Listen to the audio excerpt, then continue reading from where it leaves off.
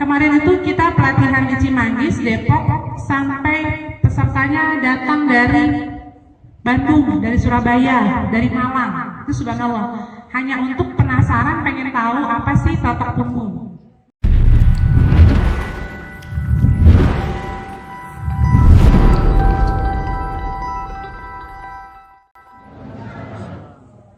Lemes banget Bu, udah pada makan Bu?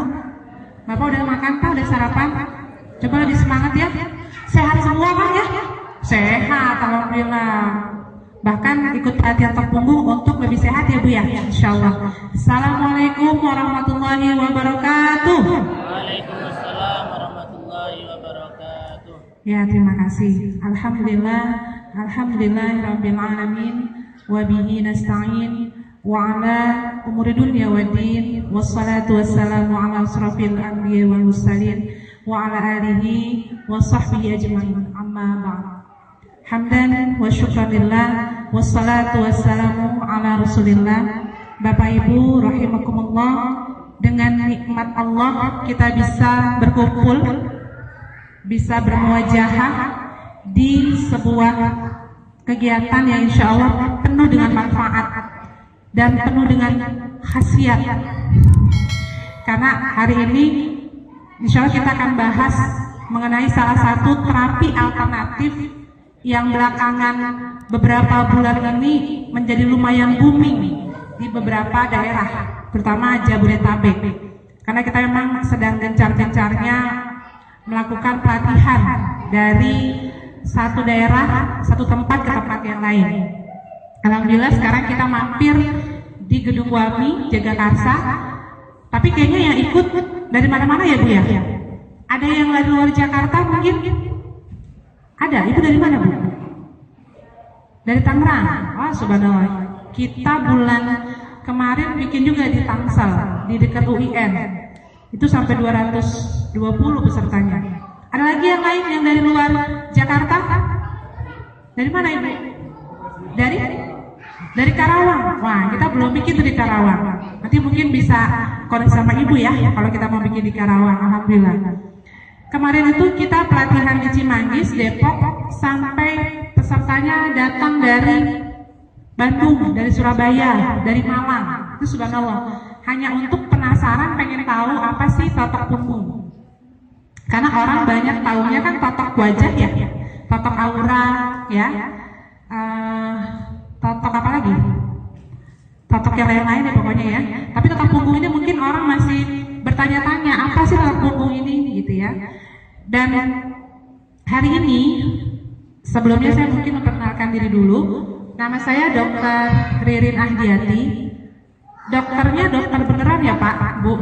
Bukan dokter yang S3, tapi dokter medis. Memang saya kedokteran gitu ya.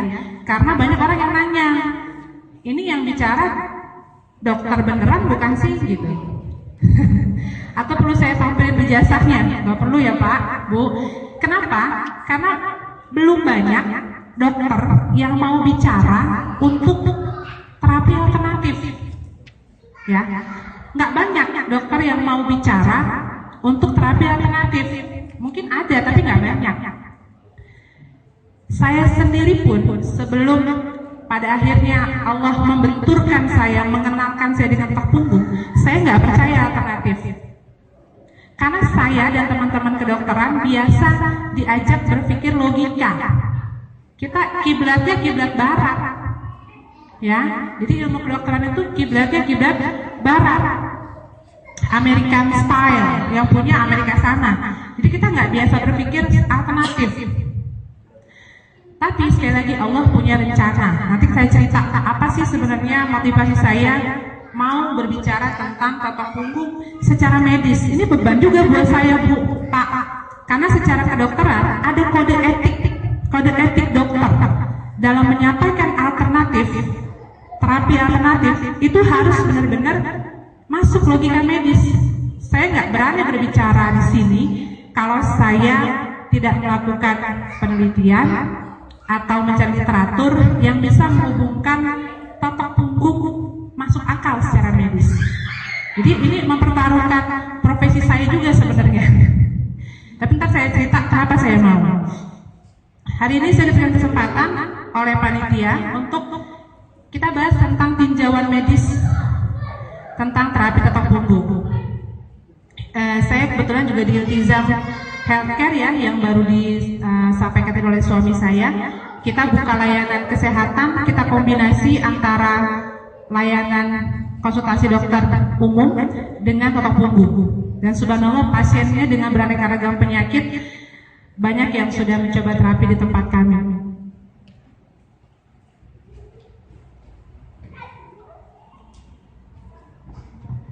Ada cerita, sebelumnya mungkin saya mau cerita dulu kenapa saya mau berdiri di sini. Bapak Ibu sekalian, bahwa tidak ada satu kejadian di muka bumi ini dan di depan kita di luar kehendak Allah. Betul nggak sih Pak? Betul nggak Bu? Itu yang saya rasakan. Takdir Allah mempertemukan saya dengan ketok punggung. Saya dulu nggak pernah percaya alternatif refleksi, apalagi tuh pijat-pijat apalah, saya nggak pernah percaya. Sampai satu saat di bulan April 2016, baru di tahun ini, bulan April 2016, Allah mengirimkan penyakit buat saya. Saat itu saya sedang pendidikan dokter spesialis di FKUI RSCM. Aduh, sedih banget rasanya, karena saya sedang membangun mimpi saya jadi dokter spesialis. Ternyata Allah mentakdirkan saya punya penyakit jantung genetik, namanya ARVD, Arrhythmogenic Right Ventricle Dysplasia. Ada yang orang medis nggak di sini? Apoteker, perawat, nggak ada? Bidan, perawat. Ada yang dokter nggak? Teman sejawat saya mungkin di sini ada? Nggak ada ya? Tuh kan nggak ada. Ada nggak yang dokter? Ada. Ah, Ibu dokter. Dokter apa Bu? Ada teman sejawat saya satu di sini. Betul nggak Bu kalau saya bilang teman-teman kita nggak begitu percaya alternatif ya Bu ya? Karena saya selalu ditanya ke teman-teman saya, emang bisa lo sembuh dengan cara ketok punggung? Ya, kita cerita. Ketika itu saya sedang pendidikan dokter spesialis di FKUI RSCM. Keluhan saya sudah saya rasakan sejak kurang lebih 10 tahun yang lalu, tapi memang bertahap ya, tidak langsung berat. Awalnya berdebar-debar, tapi tanpa alasan. Kan kalau kita ketemu dengan debt collector, berdebar ya Pak? Ya, berdebar nggak? Kalau ketemu penagih utang, berdebar. Ketemu sama orang yang lagi kontrakan, uang sewa, berdebar nggak Bu? Berdebar. Panci belum dibayar, berdebar nggak? Berdebar. Tapi kalau saya berdebar tanpa alasan. Lagi tidur bisa berdebar, lagi rileks santai bisa berdebar, lagi sholat bisa berdebar. Awalnya saya pikir penyakit biasa, kemudian semakin kesini semakin sering muncul nyeri dada sebelah kiri. Saya pikir cuma aritmia biasa kali ya, cuma gangguan ritme jantung aja gitu ya. Saya berobat ke dokter mana-mana, iya aritmia biasa kok, ini kamu kecapean aja. Oh gitu ya Dok, kasih obat ya? Iya Dok. Ya saya kan orang medis, sama obat saya percayanya kan. Minum obat lah saya, tapi sampai satu titik obat itu tidak lagi berefek terhadap perasaan nyeri dada saya. Akhirnya ketika saya masuk pendidikan dokter spesialis, saya mulai sesak. Sesak itu luar biasa, naik tangga aja cuma 1 lantai, saya nggak kuat. Kok jadi sesek ya, saya bilang, oh kecapean kali, stres gitu ya. Tapi saya nggak berhenti sampai di situ. Saya cari tahu penyakit saya sampai akhirnya dokter di salah satu rumah sakit jantung pusat, mungkin tahu ya, di daerah sana, HK, rumah sakit HK, itu memvonis saya, menyuruh saya untuk melakukan pemeriksaan MRI kardio, MRI jantung. Akhirnya ketahuan lah, fungsi ventrikel kanan saya tinggal 37%, sedangkan ventrikel kiri saya masih 90%. Pantas saya sesek, karena fungsi jantung sebelah kanan diambil oleh sebelah kiri, dan tinggal 37%. Dokter bilang, kamu bisa mati kapanpun. Saya bilang, lah emang iya? Iya Dok, kan kullu nafsin dha'iqatul maut, kata Allah. Nggak ada tawar menawar, emang setiap yang bernyawa pasti mati. Cuma kayak jadi horor ya kalau dokter yang ngomong gitu kan. Kamu harus siap mati mendadak kapanpun. Bapak Ibu tahu Mike Mohede, penyanyi yang meninggal mendadak ketika tidur? Kemungkinan besar juga mungkin itu ARVD, sama seperti saya. Ayah saya meninggal mendadak, usia 56 tahun. Tapi tidak dalam kondisi tidur, tidak dalam kondisi emosi. Hanya dengan kondisi habis pulang ngaji gitu ya, taklim, pada isya, gak enak badan, masuk angin, akhirnya tadi kasih minyak kayu putih, kemudian meninggal. Dokter memvonis kemungkinan kamu genetik dari ayah kamu ARVD. Bisa sembuh nggak dok? Enggak, kata dokternya. Dokter lulusan Jerman, cum laude, kebanggaan rumah sakit tersebut menyatakan saya nggak bisa sembuh. Saya mesti gimana dok supaya saya bisa mengurangi penyakit saya? Nggak ada. Makanan apa dok yang harus saya pantang? Nggak ada. Olahraga kali dok yang harus saya lakukan supaya tensi saya nggak semakin turun? Nggak ada. Kok gitu banget ya, saya bilang. Kok sedih banget nasib saya rasanya gitu ya. Usia saya masih 35 tahun, udah divonis sakit jantung gitu. Terus operasi dok, mungkin operasi juga tidak akan menjadi jaminan kamu sembuh. Dokter menyarankan saya operasi 2 kali, ablasi dan pemasangan ICD. Jadi pertama dimatikan semua setrum-setruman jantungnya yang membuat saya berdebar dari dada. Kemudian operasi kedua pemasangan bumper untuk jantung. Tapi itu bisa menyembuhkan nggak dok? Enggak. Terus ngapain saya operasi, saya bilang gitu ya. Sampai dokter minta saya menjadi studi kasus bahan penelitian rumah sakit tersebut karena saya termasuk penyakit yang langka ditemukan di Indonesia. Saya nggak mau. Udah pulang nangis, depresi, nangis, ya Allah. Apakah hidupku akan berakhir sampai di sini? Telenovela ya, drama banget. Kemudian saya yakin bahwa wa idza maritu fahuwa yashfin. Oh iya. Kok ayat itu diterngiang-ngiang ya dalam otak saya. Yang menyembuhkan bukan dokter. Maaf ya dok ya. Yang menyembuhkan bukan dokter, bukan juga obat, bukan juga operasi. Buktinya dokter bilang operasi bisa nggak nyembuhin saya? Enggak. Oh, yang nyembuhin saya bukan tindakan-tindakan medis ternyata, tapi Allah. Ini mindset pertama yang kita bangun untuk masuk ke terapi pelatihan ini ya, supaya kita paham betul bahwa totok pungu adalah ikhtiar, salah satu ikhtiar, bukan segala-galanya, tapi salah satu ikhtiar yang bisa kita lakukan untuk berupaya sehat. Akhirnya saya ke Ustaz Abdul Rahman, saya totok pertama kali sakitnya luar biasa, 3 malam saya nggak hilang, tapi enak badan saya. Saya terusin lagi, Bu, Pak, kan saya nggak percaya sama alternatif awalnya.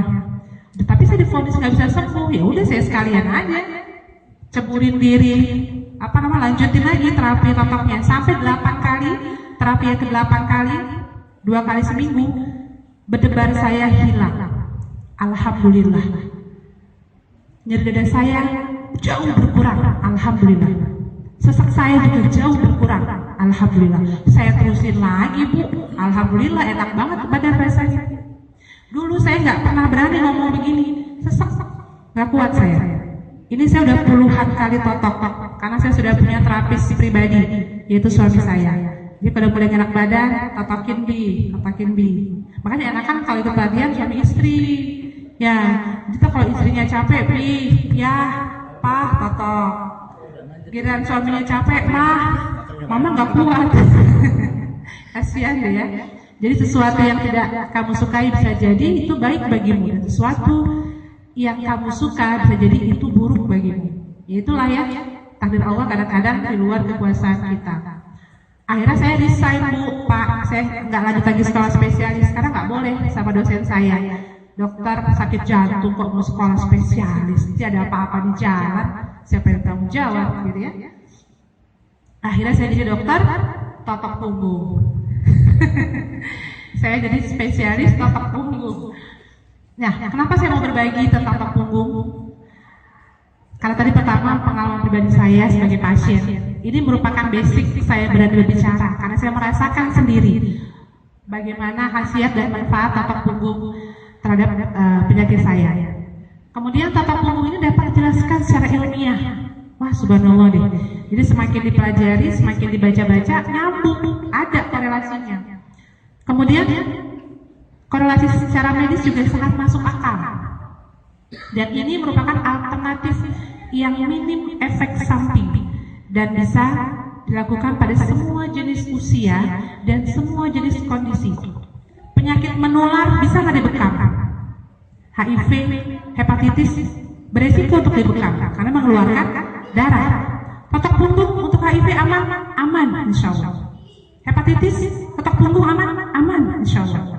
Ya. Kemudian untuk segala usia, ibu hamil boleh dibekam nggak ya? Ibu hamil. Mungkin ada beberapa titik yang nggak boleh ya. Untuk ibu hamil, totok punggung aman, insya Allah. Asal tidak kurep. Nanti hamilnya pindah ke belakang. Enggak ya? Aman untuk ibu hamil. Bahkan usia anak-anak bayi sekalipun, usia di bawah 6 bulan, 3 bulan, 2 bulan pun aman untuk melakukan totok punggung. Ya, kalau untuk bekam boleh nggak bayi? Nggak boleh ya. Jadi insya Allah ini efeknya minim efek samping dan aman untuk semua kondisi serta usia. Kenapa punggung? Kenapa nggak totok dada gitu, totok kaki? Kenapa punggung?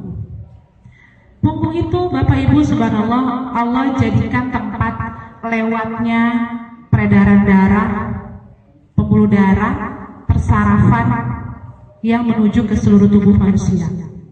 Ini kelihatan nggak gambarnya ya Pak, Bu? Nggak begitu jelas ya?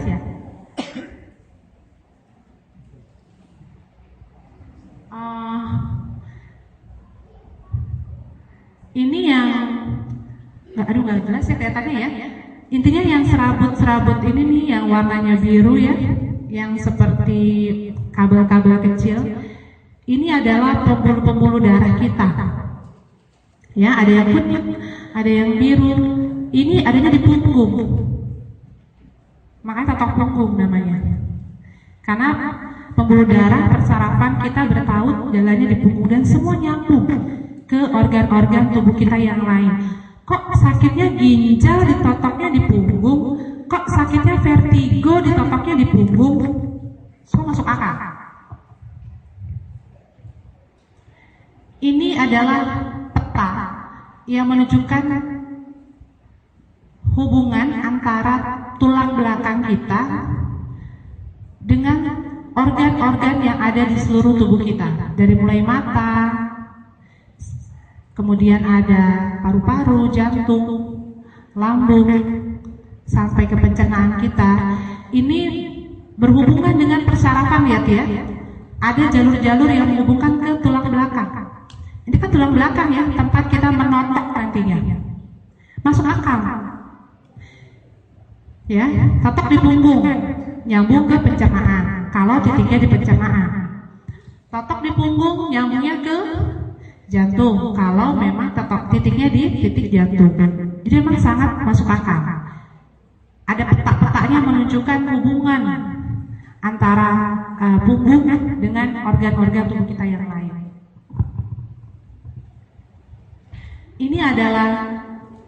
Ini saya kasih itu dulu ya, ilustrasi ya Bapak Ibu ya, supaya bisa masuk akal atau punggung ini.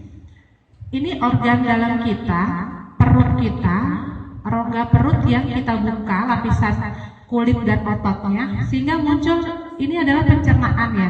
Usus besar kita nih yang seperti ini. Ketika dibongkar, dihabiskan isi organnya, lihat apa yang terjadi, subhanallah. Ini apa Pak Bu? Pembuluh darah. Ya, kaya sekali Allah menciptakan tubuh kita dengan pembuluh-pembuluh darah seperti akar. Ya, berserabut-serabut dan mengakar kuat dalam tubuh kita. Ini pembuluh darah besar nih ya. Ada arteri, vena. Jadi tubuh kita ini seperti ibaratnya jalur busway. Itu banyak sekali pembuluh darah yang berjalan di dalam tubuh kita. Nyambungnya kemana-mana. Tidak ada satu organ di tubuh kita yang tidak ada pembuluh darahnya. Semua punya pembuluh darah, semua punya persarafan. Kalau nggak ada pembuluh darahnya mati organnya. Ya. Nah, ini juga sama, kurang lebih bagian depan dari perut kita. Ini adalah pembuluh darah besar kita, ini ginjal. Ini ceritanya kita bongkar lagi, tadi kan gambarnya ini ya. Ini biar masuk akal ya Pak ya Bu ya. Nah, tadi kan gambarnya ini pertama. Ini kita bongkar lagi nih Pak, Bu. Kita bongkar lagi semua. Muncullah ini. Ginjal ini belakang posisinya ya. Di belakang dia posisinya. Ini ginjal kita kanan kiri. Lihat deh pembuluh darahnya. Banyak ya? Nah, kalau ada satu yang tersumbat aja, mogok kerjanya, muncul penyakit dan keluhan, tergantung dari di mana posisi tersumbatnya ya. Ini juga sama masih, ini supaya masuk akal ya. Jadi saya berikan gambar-gambar ini dulu. Persarapan yang warna kuning, ini pembuluh darah yang warna merah dan biru. Bapak lihat nggak? Ibu lihat nggak? Di belakang ini tulang belakang nih. Nih tulang belakang nih, ya. Yang putih-putih nih tulang belakang. Jadi posisinya si pembuluh darah persarapan kita yang luar biasa banyak tadi, posisinya persis di depan tulang belakang kita. Ini buktinya, ya. Lihat tuh, ini tulangnya nih, ini tulang yang putih. Ini tulang depannya pembuluh darah dan persarapan. Masuk akal nggak totok punggung? Masuk akal, subhanallah. Saya orang nggak percaya emang totok punggung.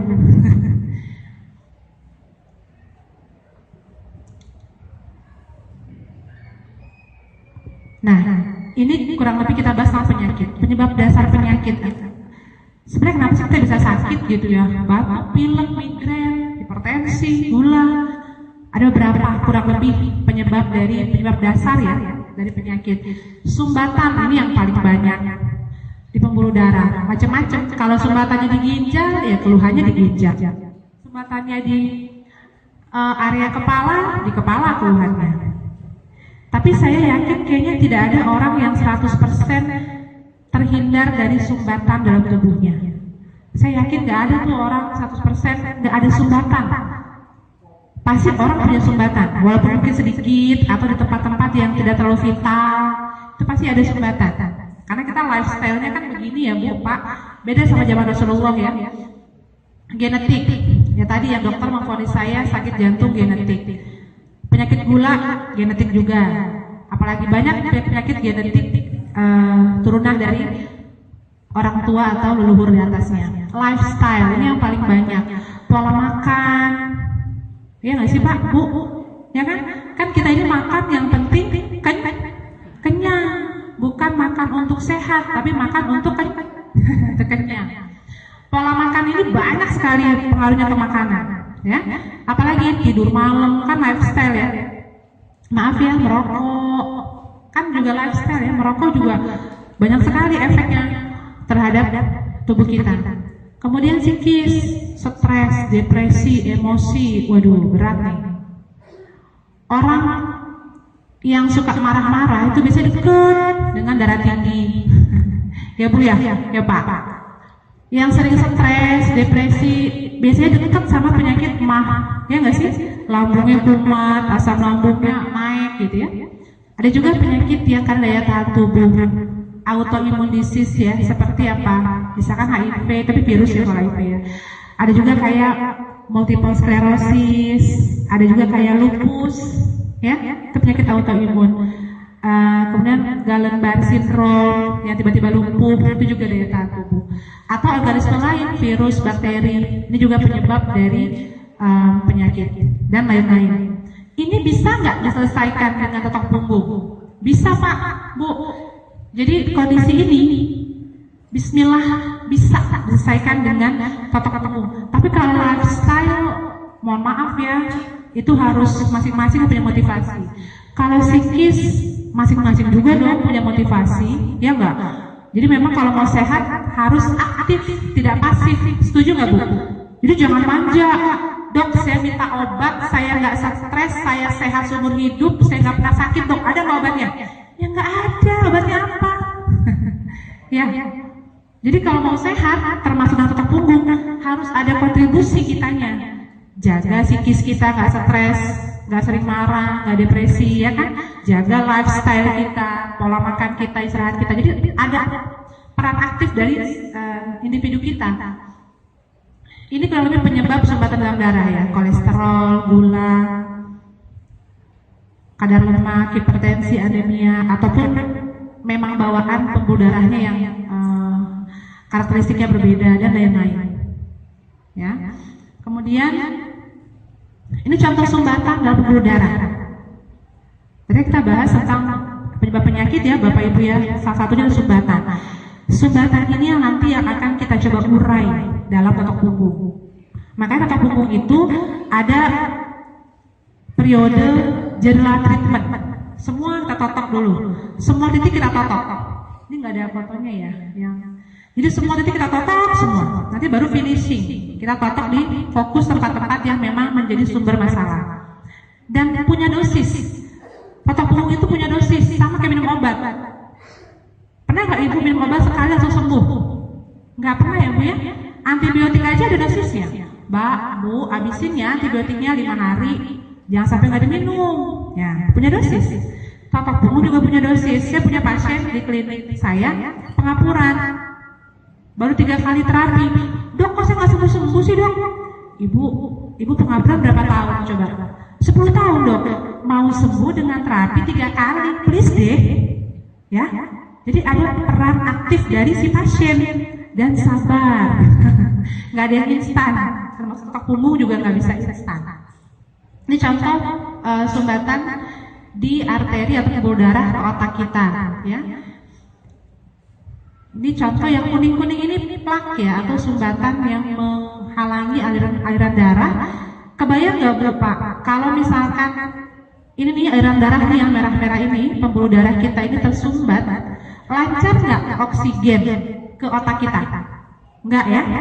Kalau cuma sehari, 2 hari, seminggu, 2 minggu masih oke. Tapi kalau udah bertahun-tahun Pak, Bu, sumbatan semakin menebal, semakin kecil lewat aliran darahnya, semakin kurang oksigen yang dibutuhkan otak.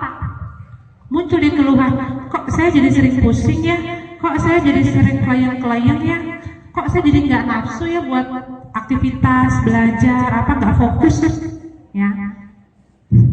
Nah, ini contoh sumbatan di pembuluh darah menuju ke otak. Kalau ini pecah, itu bisa pecah pembuluh darah atau stroke. Itu karena ini misalkan sumbatan di sini, ya Pak ya Bu ya, di sumbatan. Otomatis kan yang di belakangnya ini kan nggak bisa jalan ya, karena tersumbat kan, terhalang oleh si sumbatan ini. Harusnya dia alirannya ngebut, tapi karena ada sumbatan, jadi dia tertahan. Lama-kelamaan dipicu dengan hipertensi, dipicu dengan kolesterol tinggi, dipicu dengan emosi, lagi marah nih, tiba-tiba pecah pembuluh darahnya, muncul stroke, perdarahan. Awalnya cuma sumbatan aja, tapi jadi panjang urusannya ya. Nah, ini stroke iskemik ya contohnya. Bagaimana gumpalan darah? Ini darah tapi menggumpal. Kenapa dia menggumpal? Ya tadi mungkin faktor punya hipertensi, punya gulanya tinggi, punya kolesterolnya tinggi. Kolesterol, gula itu dia mengentalkan darah.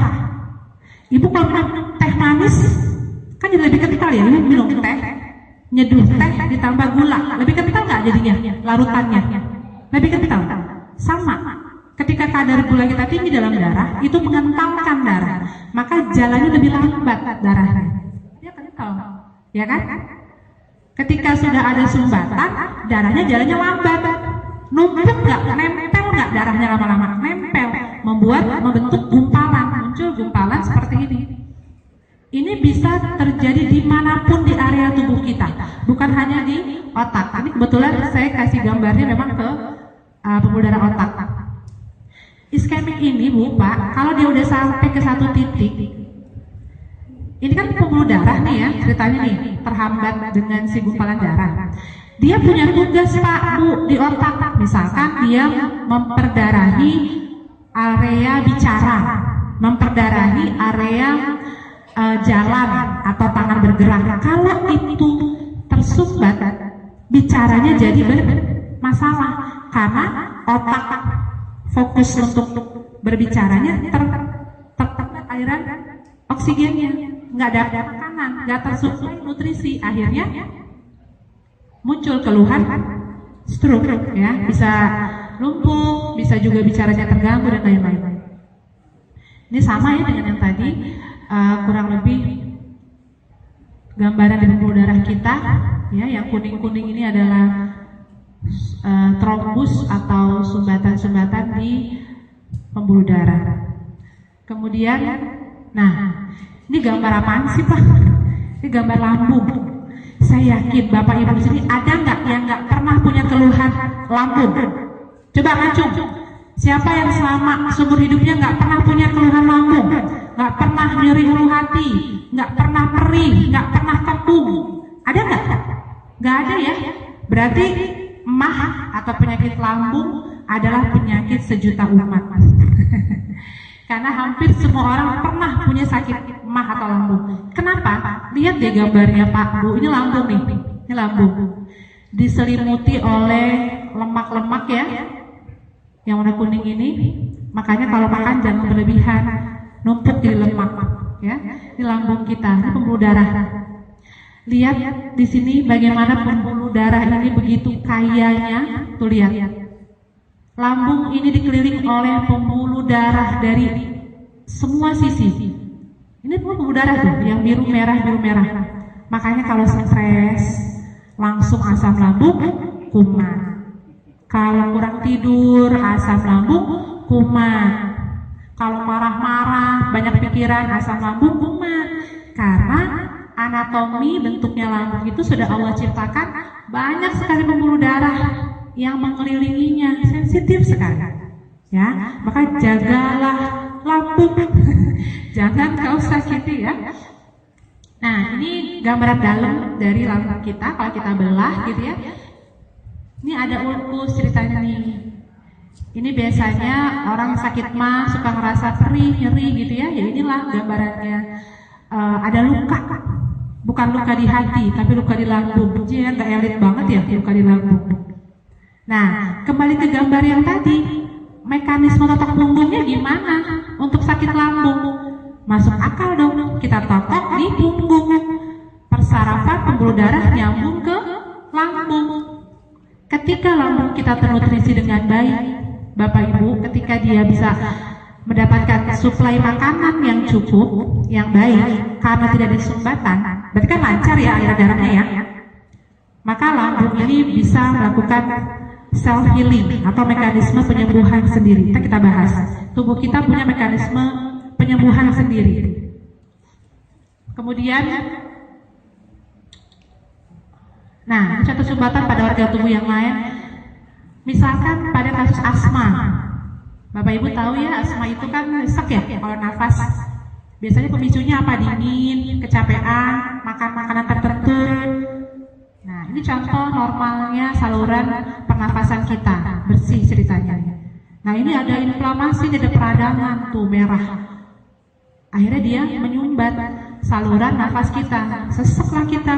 Makanya suka bunyi ya, kalau orang asma kan bunyi ngik gitu ya. Karena si aliran udara yang mau lewat di saluran nafas itu kehambat sama sumbatan ini, kegesek, makanya bunyi ngik gitu ya. Sumbatan bukan? Sumbatan lagi ketemu kita. Masuk nggak logika di tulang punggung untuk asma? Sangat masuk.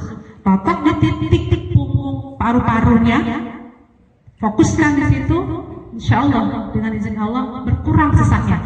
Ini banyak banget testimoni nyata. Pasien datang dalam kondisi nyesek, totok sama kita, finishing di titik paru, 30 menit berkurang sesaknya. Subhanallah. Kalau di dokter dikasih obat-obat steroid, dosis tinggi ya. Ini juga sama, masih paru-paru. Ini gambaran sumbatan. Ini paru-paru yang sehat ceritanya. Ini paru-paru yang sakit. Kenapa dia sakit? Karena dia ada sumbatan-sumbatan. Sekali lagi, semua organ tubuh kita itu butuh asupan oksigen dan nutrisi untuk makanannya yang dibawa oleh melalui pembuluh darah. Ketika pembuluh darah kita bermasalah, nggak dapat makan, ya dong? Paru-paru kita rusak, nggak dapat makan, ginjal kita nggak dapat makan karena sumbatan. Logikanya kayak kita punya pembantu rumah tangga, nggak kita kasih makan, ngambek nggak Pak, Bu? Pembantu kita ngambek. Gimana sih ibu udah kerja setiap hari pagi sampai malam nggak dikasih makan, nggak dikasih minum? besok saya mogok kerja. Wah, cucian numpuk, gosokan numpuk ya Bu ya, rumah berantakan gara-gara pembantu kita mogok kerja karena nggak dikasih makan. Tubuh kita pun demikian. Kalau kita nggak kasih makanan sesuai kebutuhan tubuh, mogok kerjanya, paru-parunya ngambek, ginjalnya ngambek, marah. Ada sumbatan diemin aja, nggak dapat makan nih kita nih. Gimana kita mau hidup, gimana kita mau bekerja? Akhirnya dia rusak, sakit, muncul keluhan, patok punggung untuk mengurai semua sumbatan. Insya Allah ya. Ini juga sama ginjal. Ini ada yang hijau ini ceritanya sumbatan di ginjal atau batu ginjal ya. Bisa nggak ada patok punggung? Insya Allah bisa. Patok di titik ginjal. Mekanismenya ada tadi ya. Kita pakai mekanisme self healing. Ketika kita rangsang pembuluh darah di organ tertentu di titik punggung, kita rangsang terus menerus dengan dosis tertentu ya berkali-kali sekian waktu tertentu, maka lama-kelamaan pembuluh darah itu akan mengaktifasi teman-temannya yang lain untuk menghancurkan sumbatan-sumbatan yang ada di area organ tersebut, sehingga akhirnya oksigen bisa lancar dan tubuh atau organ kembali bekerja seperti semula. Ini juga sama ginjal, begitu banyak pembuluh darah. Ini pankreas. Ini ada sumbatan juga ya di sini nih, ada batu. Kemarin kita punya pasien pankreatitis akut. Ini kisah nyata testimoni dari pasien kita di rumah sakit Lebak Bulus Fatmawati. Dari amilasenya 14.000 itu hanya tinggal 140. Jauh turunnya ya. Ini juga penyebatan usus, kasus-kasus kanker usus ataupun usus buntu ya, juga karena sumbatan-sumbatan. Ini sumbatan di area kaki, pembuluh darah di area kaki ya. Nah ini mekanisme medis. Bagaimana kita suka tahu kan kalau dokter biasanya operasi jantung pasang kateter.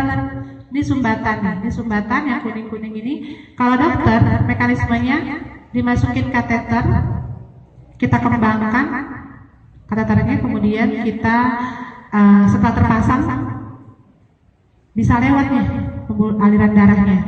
Tapi menyelesaikan sumbatan enggak, hanya membuka jalan, tapi tidak menghancurkan sumbatan. Kalau kanker juga sama ya. Jadi kanker itu mekanismenya adalah terjadi perubahan dari sel-sel yang normal menjadi sel yang tidak normal. Kalau untuk pemicu kanker serviks adalah virus, human papilloma virus. Tapi sama prinsipnya, dia mengubah DNA, kemudian intinya adalah mengubah sel normal menjadi ganas. Bisa nggak dengan ketok? Bisa, insya Allah. Kita aktifasi lagi supaya si sel itu bisa mengajak teman-teman sekitarnya masih sehat untuk menghancurkan sel yang sakit ini bareng-bareng. Itu ada mekanisme dalam medis. Self healing mechanism. Ini hemoroid ya atau ABN. Ini mekanisme self healing tubuh. Yang paling gampang Bapak Ibu contohnya adalah ketika kita luka. Kalau kita luka kena tusuk berdarah, Bapak tekan, Ibu tekan dengan kapas atau kasar, berhenti nggak darahnya? Ya, itu satu contoh mekanisme penyembuhan oleh sel tubuh kita sendiri. Dan itu terjadi di seluruh tubuh kita, bukan hanya di kulit. Ya, semua ginjal, jantung semua bisa. Asal satu syaratnya, pembuluh darahnya lancar, nggak ada sumbatan, sehingga oksigennya cukup, makanan selnya cukup, mereka bisa bekerja sebagaimana mestinya, mengeluarkan benda asing atau kondisi yang tidak normal dalam tubuhnya. Ini di tulang ya, tulang juga sama, dia punya mekanisme self healing yang awalnya rusak kemudian bisa membentuk formasi tulang sebagaimana mestinya. Jadi ini juga bisa buat penyakit-penyakit tulang, pengapuran, radang sendi, osteoporosis dan lain-lain, teman itu bisa, ketok punggung. Tapi harus sabar ya. Kalau tadi pasien saya baru 3 kali udah hopeless gitu karena dia pengen cepat sembuhnya. Kalau disuntik kan bisa jutaan modalnya ya. Tapi kalau di ketok punggung nggak sampai jutaan. Ya. Jadi Bapak Ibu sakit tuh mungkin adalah takdir. Ya, walaupun kadang ada juga efek dari kita, tapi sehat adalah pilihan. Ibu mau pilih cara apa untuk sehat, silahkan. Lewat medis, boleh, silahkan. Saya tidak menjelekkan medis. Mau lewat terapi akupuntur silahkan, lewat otot punggung, insya Allah begitu banyak penyakit yang bisa sembuh dengan terapi ini. Ya, baiklah Bapak Ibu sekalian, karena waktu juga mungkin cukup sekian penjelasan dari saya. Sudah datang Ibu Ustaz Abdul Rahman di belakang. Nanti akan kita dengarkan bagaimana penjelasan lebih detail lagi tentang otot punggung oleh Ustaz Abdul Rahman. Mudah-mudahan ini bisa menjadi inspirasi buat kita semua dan bisa menjadi alternatif yang sehat untuk kita semua. Ya Bapak Ibu sekalian, saya mohon maaf atas segala kekurangan. Wassalamualaikum warahmatullahi wabarakatuh.